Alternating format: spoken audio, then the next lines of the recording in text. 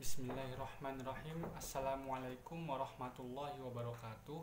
Perkenalkan, nama saya Muhammad Surya Yulistio. Saya dari kelas Hukum Ekonomi Syariah C semester 4. Di sini saya akan mempresentasikan tentang teori dan hukum musyarakah, mudharabah, muzaro'ah, dan musaqah.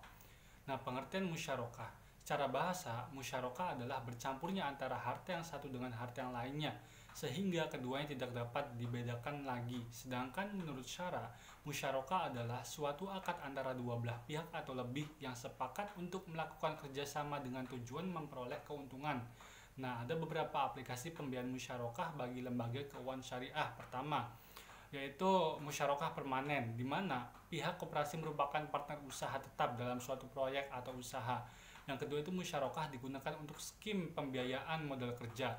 Dasar hukum musyarakah itu terdapat dalam surat Shad ayat 24. Nah, adapun rukun dan syarat musyarakah. Rukun musyarakah itu ada pihak yang berakad, objek akad atau proyek usaha modal kerja, dan sighot atau ijab kabul. Yang kedua yaitu ada syarat musyarakah, itu ada pihak yang berkontrak dan objek kontrak. Selanjutnya itu ada teori dan hukum mudharabah. Pengertian mudharabah menurut etimologi, mudharabah itu berasal dari kata kerja doroba yang memiliki beberapa makna, itu diantaranya berjalan di muka bumi untuk mencari rezeki, dan perumpamaan dari kerja usaha. Adapun terminologinya itu jenis kemitraan dalam muamalah Islam yang menggabungkan pengalaman keuangan dengan pengalaman bisnis. Dalam sistem ini suatu pihak itu memberikan modalnya, baik mengelola dengan pengalaman dan pengetahuan. Selanjutnya laba itu dibagi menurut rasionya masing-masing.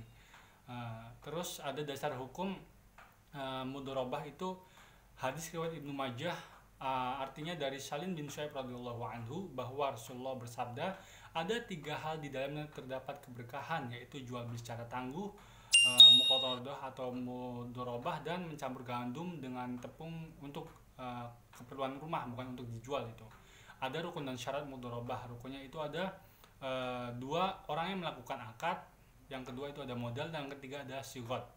Lalu ada syarat mudharabah, itu yang pertama itu syarat bagi pelaku akad itu menjadi pemilik modal dan mudharabah itu keharusan memiliki kecakapan untuk melakukan wakalah. Nah, lalu ada syarat-syarat modal, itu modal harus berupa uang yang masih berlaku. Terus ada besar keuntungan, itu harus diketahui. Lalu yang ketiga ada modal tertentu, itu harus ada, bukan dengan utang. Nah, yang terakhir itu modal harus diterimakan pada amil. Lalu ada syarat keuntungan, itu syarat mudharab itu jumlah didapat sebagai kelebihan dari modal. Lalu ada keuntungan proporsional sesuai dengan persentase nisbah yang telah disepakatinya gitu. Yang terakhir ada penyedia dana, itu menanggung semua kerugian yang dikelola oleh mudharib. Nah, adapun aplikasi mudharabah dalam perbankan syariah di Indonesia ini selama ini melibatkan dua belah pihak antara pemilik modal dengan pengelola, atau pada awalnya itu terjadi investasi langsung. Nah, sekarang itu investasinya tidak langsung atau indirect investing. Jadi itu dengan melibatkan lembaga perantara, yaitu perbankan, dengan mempertemukan pemilik modal dengan pengelola.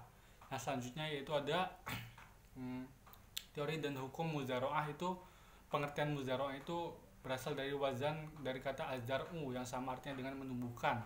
Sedangkan secara istilahnya itu menjadikan tanah pertanian menjadi produktif dengan kerjasama antara pemilik dan pengelola dalam memproduktifkannya gitu, dan hasilnya itu dibagi di antara mereka berdua dengan perbandingan yang dinyatakan dengan perjanjian gitu. Adapun dasar hukum muzaro'ah itu Rasulullah bersabda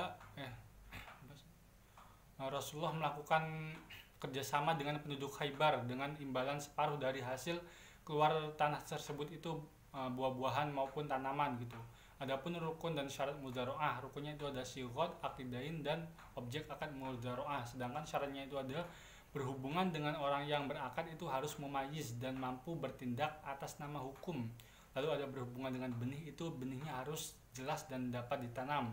Dan berhubungan dengan tanah, itu tanahnya itu cocok dengan daerah tersebut dan batasnya itu harus jelas. Lalu pemilik tanah itu tidak boleh ikut serta dalam pengelolaan tanah itu. Dan berhubungan dengan hasil panen, itu pertama hasil panennya pengelola harus sesuai dengan akad. Yang kedua hasil panennya itu harus diketahui, dan yang ketiga itu tidak boleh ada tambahan apapun. Terus ada berhubungan dengan waktu, itu waktunya itu harus jelas gitu, tidak ada yang dirugikan. dan berhubungan dengan alat, itu alatnya harus sudah disediakan oleh pemilik lahan. Nah, yang selanjutnya itu ada teori dan hukum musakoh. Musakoh adalah suatu akad dengan memberikan pohon dengan penggarap agar dikelola dan hasilnya dibagi antara keduanya gitu tuh. Nah, terus adapun rukun dari musakoh itu yang pertama adalah akad atau ijab kabul, yang kedua itu ada pihak yang saling bertransaksi, terus yang ketiga ada lahan perkebunan dan tanaman itu sebagai objek musakoh. Terus yang keempat ada kegiatan usaha itu dipraktekkan oleh pengelola lahan. Yang terakhir ada kesepakatan tentang presentasi bagian atau bagi hasil gitu dari musakoh. Lalu ada syarat musakoh itu ada yang pertama sigot, lalu balik dan berakal, dan yang ketiga objek akad musakoh itu harus berupa pohon, dapat berbuah atau tidak berbuah itu namun bisa ini gitu dimanfaatkan oleh masyarakat. Yang terakhir itu adalah ketika panen itu milik mereka berdua itu harus sesuai dengan perjanjiannya gitu, sesuai yang disepakati gitu. Mungkin sekian dari saya, presentasinya kurang lebih mohon maaf. Wabillahi taufiq walhidayah. Wassalamualaikum warahmatullahi wabarakatuh.